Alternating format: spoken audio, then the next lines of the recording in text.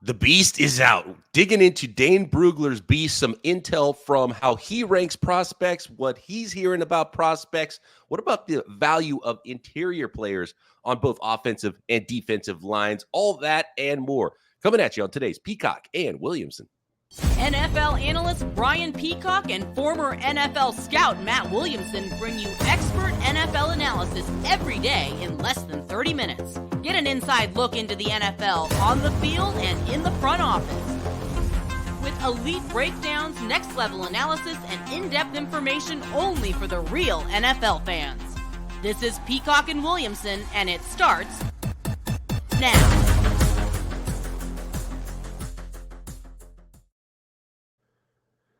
Welcome to the Peacock and Williamson NFL Show. Brian Peacock alongside Matt Williamson at BD Peacock at Williamson NFL. Thanks, everybody, for making us your first listen on the Locked On Podcast Network, your team every day. We appreciate all of the everydayers out there, and we appreciate it when you subscribe. Hit that subscribe button if you're watching us on YouTube or wherever you get your podcasts. Today's episode of Peacock and Williamson is brought to you by FanDuel. Make every moment more. Right now, new customers get $150 in bonus bets. Guaranteed. It's $150. Win or lose. Visit FanDuel.com/lockedon to get started. All right, Matt, digging into Brugler's Beast, which is the best draft document, I think, these days. Oh, yeah. Completely worth the entire, in my opinion, I would pay the entire year's subscription to The Athletic just to get the Beast. It's that good. We're talking about 400 player write-ups. There's 1,000, like all your undrafted free agents. There's going to be height, weight, speed numbers in there if they tested before the draft. So it's fantastic and not even close to digging through that. It was just released a couple of days ago, but some interesting takeaways there. And it kind of sparked our conversation, Matt, about which players might go higher or lower than consensus in the draft and kind of figuring out where prospects are going to be right now. And then, you know, it sparked another conversation about interior line value for interior offensive linemen and interior defensive linemen and playing the strengths of this draft for teams and how this thing might go, especially early in round ones, days 1 and 2. But I want to start just by talking about Dane Brugler and the Beast and the immediate thought in my mind, you know, and you've worked in scouting departments, Matt, and I wonder if, you know, and Lance Zierlein is in this as well, right? They write up every prospect in the draft. Yeah. And I wonder, because, you know, the scouting life isn't super high paid, especially at the lower level area scouts. It's a tough job and you're constantly traveling, but you only have to write up prospects in one area. If a team came calling and said, hey, I want to hire Dane Brugler, like what level of position would they have to give him to get him in the building to work for an NFL team? Because he's obviously got the skills to work for an NFL team, and I'd hire him in an instant. And at the same time, like, would it be an easier job to work for a team because you wouldn't have to write up every single prospect in the draft? I can't imagine the year-long effort it takes to put together the Beast for Lance Zierlein to write all of these prospects up and break them all down at NFL.com. I wonder if teams have come calling for these guys and they're like, no, thanks. I'd prefer to work at home and I'm good and you can't afford me. It's a really cool conversation. And you're right. The Beast is like one of the monumental days during the draft cycle, to be honest with you. I mean, like the whole world changes. There's several really good, people out there putting together massive documents. You know, Pro Football Focus has one. Matt Waldman's been doing one, the rookie scouting portfolio forever. But none of them are like the Beast, where honestly, it came out the other day and it will be up on my screen at least a week after the draft, because I'm just going to reference something, like I want to see that center's background or what was his pro day like. I mean, it's just one-stop shopping. It's amazing. You get into camp and there's that undrafted guy that flashes. Yeah. You're like, oh, wait, look at this. He's kind of got height, weight, speed we're looking for. Or he's short, but man, look at this. He's a kind of dynamic athlete. Maybe he can stick in the NFL. Or even now, with free agency, the 49ers just signed Rock Ya-Sin, and I remember him at the Senior Bowl in 2019. And I was like, man, yeah, Rock Ya-Sin was someone we were talking about drafting early, and he went in the second round, high in the second round, and it went back to, the Beast. And it was like, okay, he was this height, this weight, this 40 time, and you could break down what you're, so like years down the road, these kind of documents are still very valuable. 100%. I mean, in a way that does kind of mimic, like, for example, I tell everyone every year, Go back 4 years and take a look who the Steelers brought in for visits but didn't draft.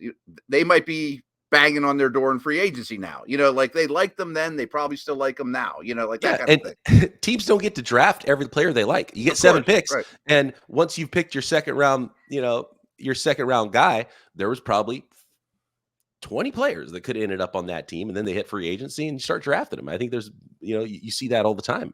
And so, anyway, just so shout out to Dane Brugler, the Beast, it's awesome. Beast Week, and it's awesome when that comes out. You get so much background information. You learn so much about different guys, and so it's fantastic. What did you learn about how maybe some teams might view these prospects when you took a look at Brugler's top 100 here and how he has them ranked versus where consensus is? And we talked about Mel Kiper's mock earlier in the week. And I think as we get closer to the draft, you start to really get a feel for how teams might be looking at some players and then some other players where it's just like wildly different on everybody's board.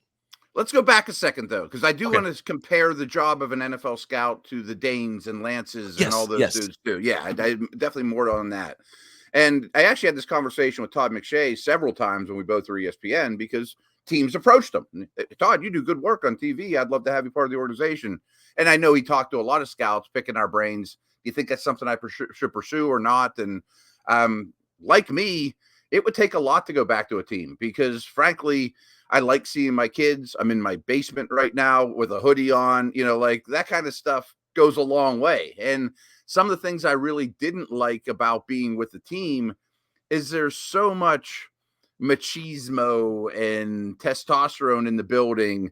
Like if you're the one that leaves first, everyone's looking at you like you're not helping us win. It's like you got to sleep in the building. You got to develop like some closet alcoholism and everything. You got to you got to have it's funny hearing like ex scouts and scouts speak like off the record.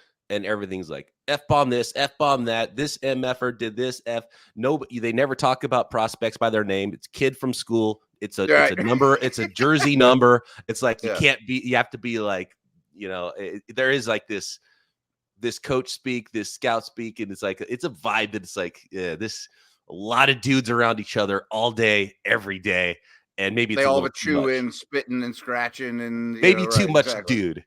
It's a little too much, dude. And again, like I hated, like I'm really done for the day. It isn't the busiest time of the season, but I don't want to be the first one walking out and Butch Davis walks by and where's Williams? So I'm just going to sit here and even then you couldn't even like play on your phone or, and pretend to work. It's like, I guess I'll watch another tape of Orlando Pace. He's still good. At least if you're an area scout, you're not being watched because you're gone. That part I liked. And they see your work later, but that's the lowest paid position. They used to call it, I don't know what area scouts make anymore, but they used to make like what, $25K. It was called 20. They would look for, they were called 25 for 25, right? You find a 25-year-old who's not married, doesn't have kids, so he's not attached, so he can travel all the time, and you pay him $25K, and they get their foot in the door in the NFL.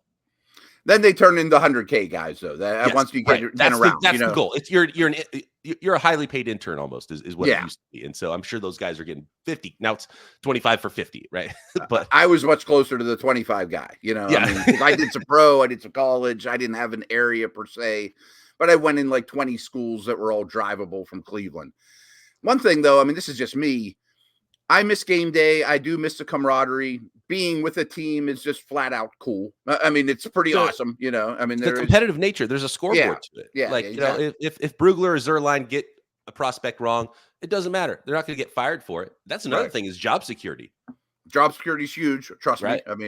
I've gone through a lot of media jobs, but there's no way I've been with the Browns for the last 25 years, considering what they've gone through. I could see it too, because even doing this, my dream job would have been, major market radio sports talk show host.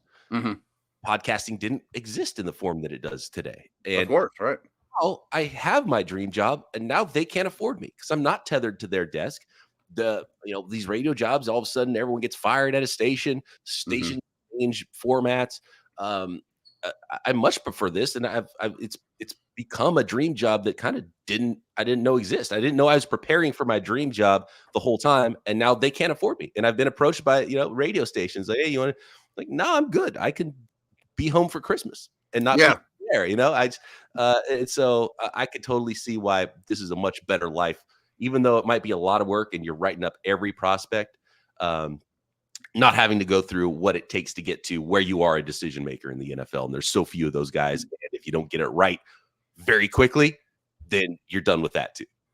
So last thing I got is, I mean, I was younger. I was, didn't have kids. And when I got let go from the Browns and the ESPN came calling, it took me a big step to go there, to say yes. Hey, I'm with teams. I'm going to be in the league forever. I'm going to, end up a Super Bowl ring someday and, be a closet full of clothes from every team in the league and, be a legendary scout, but it was the best move I ever made, to be honest with you. I mean, because like Dane, like Lance, I love being able to do things when I want to do things. I don't want to have to set an alarm in the morning to have to be in the office so I look good in my khakis and my polo.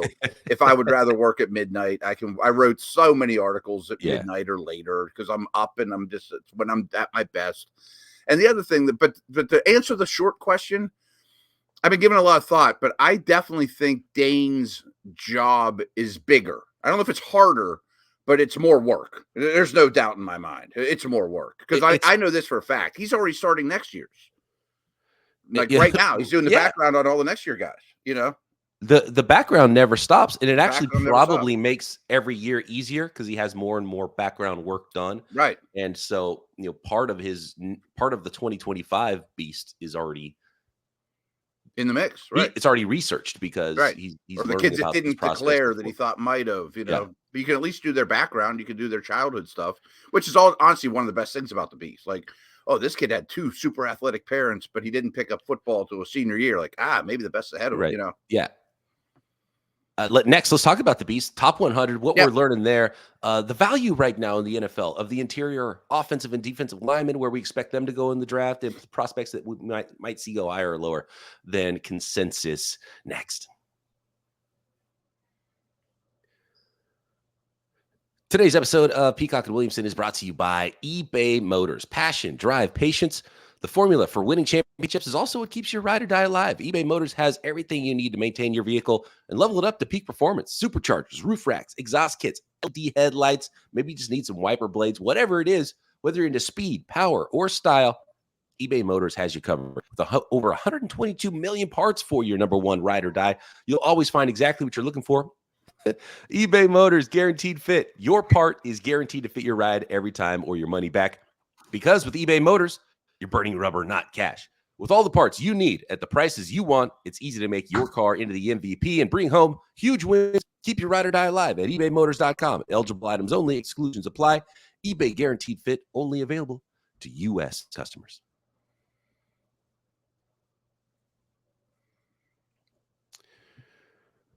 Brugler's top 100. Did you learn anything from the beast when you open that thing up? And I know it's hundreds of pages. I'm looking at it right now. It's 324 pages. So we have not finished going through this. There's tons of work on so many prospects, but Brugler's plugged in, and Brugler does his own evaluations. What did you see here that jumped out to you versus consensus, Matt? Let's sit here at the top. I mean, Bowers at 7 is pretty darn high. But going back to our conversation we had in the first segment, Brock Bowers could be 3 on some teams' boards. Like I keep talking about the Chiefs. I know Bowers is not going to end up as the Chiefs, but is there many players in this draft the Chiefs would prefer over Bowers? You know what I mean? Just because they know how to use that guy so well. And if you don't need, teams don't. if you don't need a quarterback, so do the Minnesota Vikings have? If the Minnesota Vikings signed Kirk Cousins, would their top 4 players on their board be quarterbacks? Probably not. Yeah, exactly. Right. Exactly. So it would go maybe Marvin Harrison, Brock Bowers. 1, 2. Absolutely. And back to the former conversation, that's what gets sticky. And Daniel Jeremiah talks about this a lot, who is in the league quite a bit. I have to make generic ranks. It is easy. It would be easier for me to do a top 100 for a specific team. And frankly, it's kind of funny. I did my top 30. If I was in charge of the Steelers, these are my top 30 of Matt's Steeler board. That was easier for me than doing a top 30 generically. You know what I mean? Just because JC Latham's so much different than Alt. You know what I mean? Or Fashanu. And who's better, Fashanu or Latham? Well, from the Chargers, it's Latham. But if it's a pass protecting team that needs a left tackle, it's Fashanu. So I was driving, and for those of you watching this on YouTube, you might notice that I'm on the road right Playing now. a road game, yeah. Road game for me, and I was actually listening to a podcast with Dane talking about the Beast and some of the products and some of the rankings and the process and all of that. He brought up an interesting point about Jackson Powers Johnson, who's right in the range that most have him as a first round guy, center out of Oregon. Jackson Powers Johnson's got him 23 in his top 100. Second center, by the way, he's got Graham Barton all the way up at number 18. Yeah, which is that was one of the ones I was and, going to mention too, and has him listed as a center. So every time you talk to people, they love Graham Barton. They love the tape. And so, buckle up. He might go higher than expected. Late round one is where he is. He might even go mid round one. Who knows? But he brought up Jackson Powers Johnson, and he brought up the center position. While he has those guys ranked high, he also brought up the question of where prospects might go that are a little bit unexpected fallers. And he brought up Jackson Powers Johnson because maybe he ends up being the second center. And if he is, well, how many teams need a center? And then it's like, okay, how many teams that need a center are willing to draft a center in the first round? Because generally that's not a high value position around the NFL. You prefer to get your defensive ends and your offensive tackles in the first round rather than your interior offensive linemen, especially centers. And then he brought up his injury concerns at Oregon and how it's impacted him in the offseason as well. And then he starts to build a case for, this is an awesome prospect. Deserves to be in the top 20, 23 is where he has him ranked. But he would be a guy that don't be shocked if he ends up in the second round because all those things start to stack together. So you and I have had this conversation on a different forum, but I haven't really talked about it here. Center in Pittsburgh is like head coach. I've seen 3 head coaches in my lifetime. I'm almost 51 years old. Center went from Mike Webster to Dermontti Dawson, both in the Hall of Fame. Some small little stretch, and then it was Pouncey, and now it's been junk since Pouncey. And the sky is falling in Pittsburgh. Everyone in town thinks it's their God-given right to have a Hall of Fame center. And what's weird is it's identity. What's weird is this team's been so successful. They're not the best organization in the league, but they're always picking in the 20s. So they never get Jonathan Ogden or Tony Baselli. So they're used to having crappy tackles and awesome centers. And I'm trying to convince this whole city that it's really nice to have 2 tackles at 20 as opposed. No, you got to take Powers Johnson. You have to take Powers Johnson. You can't take Latham there. We would have a center who's going to snap the ball. It's insanity to me. But anyway, so I talk about these guys all the time. And along those lines, what you were saying, because it's such a need for the Steelers, I went through the league and thought, who could conceivably take one on day 1 or 2? I think Dallas could. I mean, I came up with 4 or 5 teams because the Panthers are a perfect example. They don't pick in the first round. They pick the first pick in the second round. They're the worst team in the league last year. And yes, they need a center. Could they take Powers Johnson or Frazier or Barton? Sure. But they have so many other needs. I mean, can they afford to take a center with their first pick, or wait till the 4th round, And then the other part of it that I didn't mention is how deep this class is on the interior and how many good centers there potentially are. You might find a starting center on day 3, and you can't say that about other positions. You can't even say it about offensive tackle as good as the tackle class is. And that brings me to another point here, which was something related to what you brought up about building a board for a certain team. You go through all these mock drafts and it's like, oh, team needs tackle, good tackle, plug it in. And then you're like, well, wait a second. JC Latham maybe not a fit for everybody. JC Latham, I love it to the Chargers. I might not like it to the Dolphins, teams that run a lot of wide zone. Maybe he's not a great fit. And then you start thinking, well, okay, I don't want to put it left tackle. and Latham, those guys are maybe right tackles in the NFL. What about if a team wants a left tackle? So maybe every tackle doesn't fit every team that needs a tackle. And then you start to get how boards could be so different and how some players could slide down versus where everyone's kind of putting them at consensus. And then that's when you start to get chaos in the NFL draft, which I'm so excited about, because I started looking at these offensive tackles and I'm like, okay, it's a great class, but the tackles all start to get a little sticky, and then some of them are guards, and then some of them aren't left tackles. So how many fits are there that are perfect fits? And then as many as you think, right? And then you start thinking, well, hold on a second. Well, now every team loves defensive linemen. Is that where those defensive linemen start to plug in and go a little bit higher than everyone thinks? So again, going back to our original conversation, this is something I promise you teams are way better at than media. Even the most dialed in, Dane and Mel and DJ, all those, is understanding how teams around them think. Like pick whatever team, the 5 teams ahead of them on the board. They're going to go, yeah, we both need tackles, but we don't need the same kind of tackle. I coached with that guy. I ran that team. He's not taking this guy. No way. Ballard's going to love this guy because he's got height, weight, speed. Right. And, I mean, trust me, I can be like, that's a Raven. I can always tell you who the Steelers are, but I can tell you who the Ravens are too. I mean, it's often the same guy, but that's not the same for the Cardinals or whoever. So these teams really have a good feel, better than all of us combined, in terms of that guy just doesn't fit their scheme. We don't have to worry about him getting plucked in front of us. He'll be there unless someone happens to jump us. So that's really important. You mentioned the center depth too. I just retweeted this. I hope people are familiar with Brandon Thorne. I think he's a specialist. He is an O-line guru, year-round NFL and draft. Absolutely. And his exact tweet was, I just want to make sure as I finish the later round O-line prospects in this class, the center group has become the clear-cut best I've seen over the last 4 drafts of watching the O-line. And he thinks as many as 10 guys from this draft could end up being starting centers, which if you look around the draft, or if you look around the league, there's tons of 3rd and 4th round centers.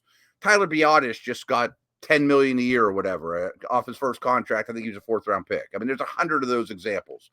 It's not Mike Webster and DeMarnie Dawson Steelers fans, but right. And like the 49ers is a great example. Jake Brendel, he's a journeyman. He started 2 games. He was before his age 30 season.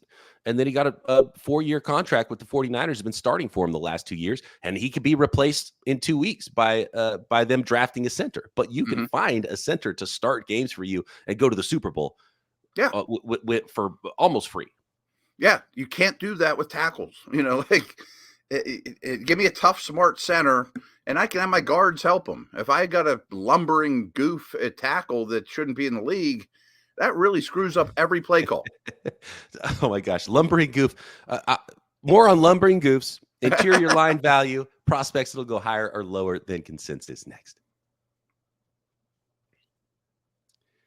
Are you watching Fox Sports, ESPN all day long on TV, and you have to turn down the volume because of all that shouting and fake debates? Well, make the switch to Locked On Sports today, and that's probably why you're watching this podcast anyway, or listening to this podcast right now, because you're tired of the fake debates. Locked On Sports Today is a free 24/7 sports streaming channel programmed for you every day to bring the biggest stories without all the screaming. Locked On Sports Today brings you can't-miss analysis, opinions, and news, streaming 24/7 from all the hosts on the network, all the experts on those specific teams, and the national guys like Peacock and Williamson on YouTube or the free Amazon Fire TV app, part of the Locked On Podcast Network, your team every day.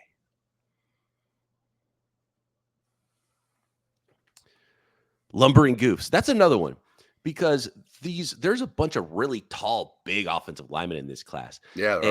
And kind of on that idea of the tackles and where they might go and who might be a fit. I'm starting to look at some of these tackles in late round 1, and I'm like, okay, Tyler Guyton, Amarius Mims, JC Latham, are they almost too big at times? And they move well for their size. And some of them are like, okay, I see it. And then sometimes you're like, oh yeah, he's large, he's almost he's bordering on too big. There's a bunch of like 6'7", 6'8" guys in this class. Maybe some teams would prefer some smaller guys there, but then you also want the length, and you get an offensive tackle who's got 33-inch arms. And half the teams in the league aren't going to draft him either. So that the fits are going to be really interesting, because the offensive line class is so deep and so good, but not everybody is for everybody. Yeah, you're right. There's a lot of different body types. There's definitely more power forward body types than there used to be. There's fewer fat guys than there used to be. I mean, it used to be, you watch a combine and be like, there's 20 linemen here that should lose 30 pounds, but they won't. To me, that's what makes Alt really impressive, is he gets away with his being so tall as an advantage and doesn't hurt him all that often because he can bend so well. But like one guy that really comes to mind that I have mixed feelings with, which frankly, I hope he doesn't end up in Pittsburgh, is Patrick Paul, because his arms are so long that when he shoots them and misses, it takes them forever to retract them. Yeah. And then, you know what I mean? Like long arms are great, but it's like wings on a giant 747. You know what I mean? He's a really interesting prospect, and he Yeah. moves better than you would expect for a No guy doubt. who's 6'7", 330, and he started for 3 years, but he's still raw. It's like you shouldn't be that raw looking with some of your technique and the hand technique. He's Yeah, like yeah. He's Bambi, but with arms, right? Instead of Bambi's legs, it's with his arms, and he ends up bear hugging guys, and it's so obvious because his hands and arms are so big, and you And see they him get bear hugging. It's like, wide, well, and they that's get wider than other people's. You know what I mean? right. So He he's has got a to real work hard on time that. keeping them in. Right. If he can fix that hand placement, though, I mean, I like him as a starting tackle for a long time in the NFL, and I think he's a guy Yeah. you can get outside of round 1. You might be able to get him outside of round 2. I don't know where to put Patrick Paul, but get those hands inside. He's going to be a flag machine if he starts bear hugging guys in the NFL. You can get away with it on the college level, and you see that a lot, and that's why it's such a projection, because a lot of these guys, it's like, man, I like this, and I like this, and I like this, but he's got to work on technique and offensive linemen, which brings it back to the point of the interior guys. You can find a guy that's maybe not ideal athletically, but he's smart and he's tough and he's good with technique, and you can win with him on the inside, especially. Yeah. Like if Patrick Paul ends up with the Eagles and doesn't play a snap this year, I'm gonna be like, oh, he's gonna be good. You know what I mean? Like Stoutland will coach him up. He'll be Lane Johnson's replacement or something in a year. Great. So back to this class as a whole, though, I think there are some potential. I think, there's going to be probably 3 centers in the top 40, which is pretty rare. And I think those guys will start right off the bat. I know a ton about Zach Frazier, too, and I like him. And then, as we mentioned, there's depth there. So I think it's a really, really good center class. The whole planet knows it's a good tackle class, and people will reach or invest premium picks in there, even if it's not a premium need. But I don't think the guard class is great. I think the guards are fine. And I know one of your points is you think the interior O-lineman might go a little later than we think. And I tend to agree because there's so many centers, and I don't think the guards are spectacular. And the other question is, how is our interior offensive and interior defensive line premium positions in the NFL? Because they're starting to get paid like it. And so maybe it doesn't matter. It's like, okay, this guy's not a tackle. He was a college tackle, but he's a guard in the NFL. He's the best player. And these guys are making money. So we're going to draft him high anyway. So that's kind of where I'm struggling, trying to figure out where the interior guys are going to go, because the interior D-line class isn't as good. And, maybe some of the tackles could be guards. Does that matter as much to teams anymore? And are we going to be shocked by how low they go or how high they go? And then you bring up a guy like, speaking of who's going to go lower than consensus, in the mock draft simulators, Tavondre Sweat. I mean, he's going to fall like a rock. He's 366 pounds. Brugler talked about him being trimmed down to 366. He was 390 apparently during the season. That's insane, because remember, he didn't weigh in at the Senior Bowl. And it's like, okay. And then, which means he was trying to get down, and it took him all the way until the combine to get down to 366 pounds, that's a red flag already. He had a history of, apparently, like, partying and that kind of thing. And being, maybe not taking care of himself the best, kind of adds up, right? And then he gets a DUI 3 weeks before the draft. I mean, zero. And he wasn't for everyone to start with. Like Jalen Carter was for everyone.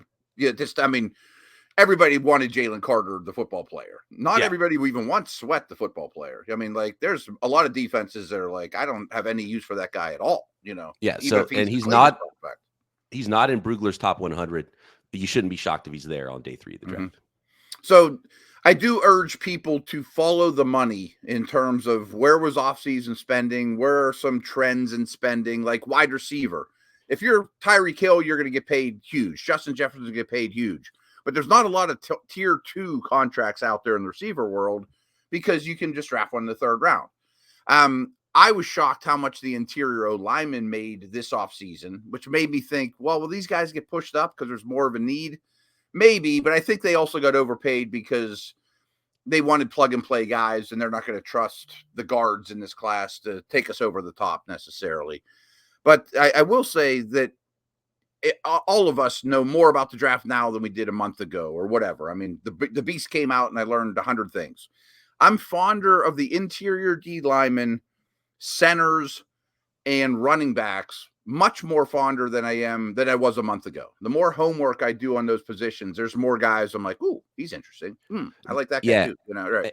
And the other thing about those position groups is maybe you wait because you like how deep they are, and Mhm. you like guys in different portions of the round. So you're going to go Yeah. chase the edge early or chase the tackle early because you can get the interior guy a little bit later on. A couple of notes here on the top 100 from Brugler really quick. Mason Smith from LSU is an interesting one. Mhm. And in fact, Very. both of the LSU defensive tackles who I've been kind of, talking about are sleepers. Mekhi Wingo, he's in the top 100 at 95, undersized, pass rushing, rotational, sort of a defensive tackle. I would love him in the 4th round. He might not get to the 4th round, according to Dane Brugler, but his teammate, Mason Smith, he's got him all the way up at 64. So, late 2nd round guy, Mason Smith out of LSU. He looks the part, big time recruit. Production wasn't quite there, but an interesting name there. And don't be shocked if the LSU guys go ahead of the Texas guy in Tavondre Sweat. Adisa Isaac, edge from Penn State, is another one because we always talk about Chop Robinson, and he's another name to look out for that he's got higher than I think most of the people I've seen here at 65 in his top 100. So Mason Smith's a guy we've done a ton of homework on, and we actually compare him a lot to Stephon Tuitt, on our Steelers show. I mean, he's that type of player where technique. Oh, yeah. I mean, a lot of ability, but things got a little derailed there. But what's interesting about Smith is finally looked like he got healthy like the last 2 or 3 games of his LSU career because he was great as a freshman, injured pretty much the entire time in between. And at the end, he kind of ended with a flash. So I could see him being a 2nd round pick. And then I think, did he have?